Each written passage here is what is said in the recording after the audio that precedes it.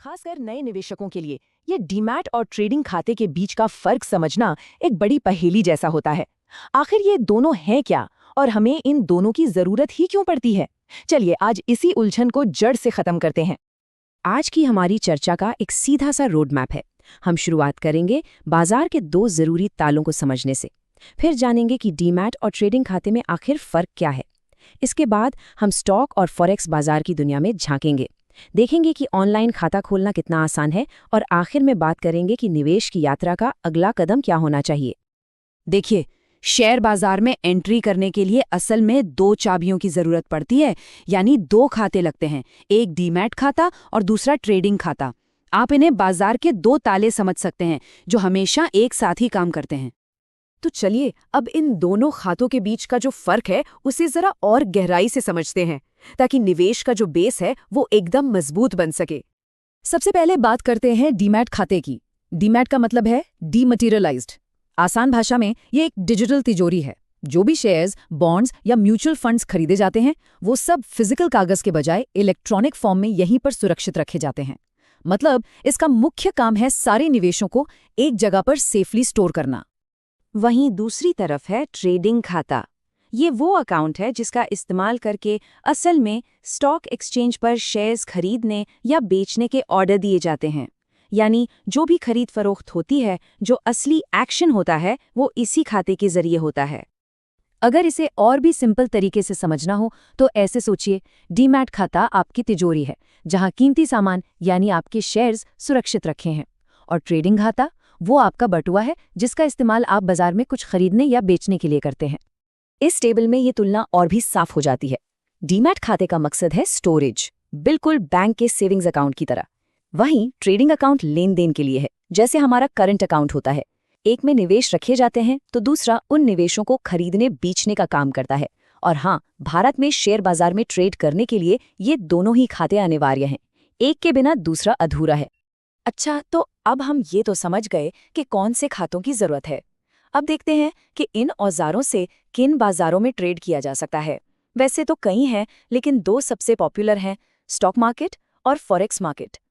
इन दोनों में पहला और सबसे बड़ा फर्क है इनके खुलने के समय का। स्टॉक मार्केट के घंटे तय होते हैं, जैसे भारत में सुबह 9:15 से दोपहर 3:30 बजे तक।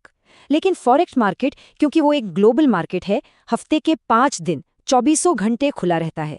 चलिए अब सबसे जरूरी और प्रैक्टिकल हिस्से पर आते हैं कि ये ऑनलाइन खाता आखिर खोला कैसे जाए। अच्छी खबर ये है कि ये प्रक्रिया अब बहुत ही ज्यादा सरल और पूरी तरह से डिजिटल हो चुकी है। प्रोसेस शुरू करने से पहले कुछ दस्तावेज तैयार रखने होते हैं। इनमें सबसे जरूरी है पैन कार्ड। ये तो अनिवार्य है। इसके साथ ही चाहिए एक एड्रेस प्रूफ, जैसे आधार या पासपोर्ट, एक पहचान का प्रमाण, बैंक प्रूफ के लिए एक कैंसिल चेक या बैंक स्टेटमेंट, एक पासपोर्ट साइज फोटो और आपके हस्ताक्षर की एक कॉपी। हाँ, अगर कोई फ्यूचर्स और ऑप्शंस में ट्रेड करना चाहता है तो इनकम प्रूफ भी देना पड़ता है। प्रोसेस तो काफी सीधा है। सबसे पहले एक अच्छा स्टॉक ब्रोकर चुनना है, फिर उनकी वेबसाइट पर जाकर ऑनलाइन केवाईसी फॉर्म भरना है। इसके बाद जो भी जरूरी दस्तावेज हैं उन्हें अपलोड करना होता है। फिर एक छोटा सा वीडियो वेरिफिकेशन होता है जिसे आईपीवी कहते हैं। आखिर में आधार के जरिए एप्लीकेशन को ई साइन करते ही काम पूरा। और आजकल तो ये सब कुछ ही घंटों में हो जाता है। इस प्रोसेस में एक पावर ऑफ अटॉर्नी यानी पीओए फॉर्म भी साइन करना होता है। अब ये नाम सुनकर घबराने की जरूरत नहीं है। ये एक बिल्कुल स्टैंडर्ड और जरूरी दस्तावेज है जो आपके ब्रोकर को ये अधिकार देता है कि जब आप शेयर्स बेचें तो वो उन्हें आपके डीमैट खाते से निकालकर बेच सकें। इससे पूरा लेन देन एकदम स्मूथ हो जाता है। एक प्रो टिप जो हमेशा याद रखनी चाहिए, ब्रोकर के नियम और शर्तों को ध्यान से जरूर पढ़ें। ब्रोकरेज कितना लगेगा, कोई सालाना चार्ज तो नहीं है, ये सारी बातें वहीं लिखी होती हैं। ये आपके अधिकारों को बताता है और आपके निवेश को सुरक्षित रखने में मदद करता है। तो इन सभी जानकारियों के साथ कोई भी अपनी निवेश की यात्रा शुरू करने के लिए पहले से कहीं बेहतर तरीके से तैयार हो सकता है। तो आइए आज की मुख्य बातों को एक बार फिर से दोहरा लेते हैं। पहली बात, डीमैट खाता तिजोरी है और ट्रेडिंग खाता बटुआ। दूसरी, भारत में शेयर ट्रेडिंग के लिए ये दोनों ही अनिवार्य हैं। तीसरी, स्टॉक और फॉरेक्स ये दो अलग अलग बाजार हैं जिनकी अपनी अपनी खासियतें हैं। और सबसे अच्छी बात यह है कि खाता खोलना अब एक बहुत ही आसान डिजिटल प्रक्रिया बन चुकी है। अब जब पहला कदम इतना साफ हो गया है तो असली सवाल ये है, इस जानकारी का इस्तेमाल करके निवेश की दुनिया में पहला कदम कब उठाया जाएगा? क्योंकि याद रखिए, सही जानकारी के साथ कोई भी यात्रा शुरू की जा सकती है।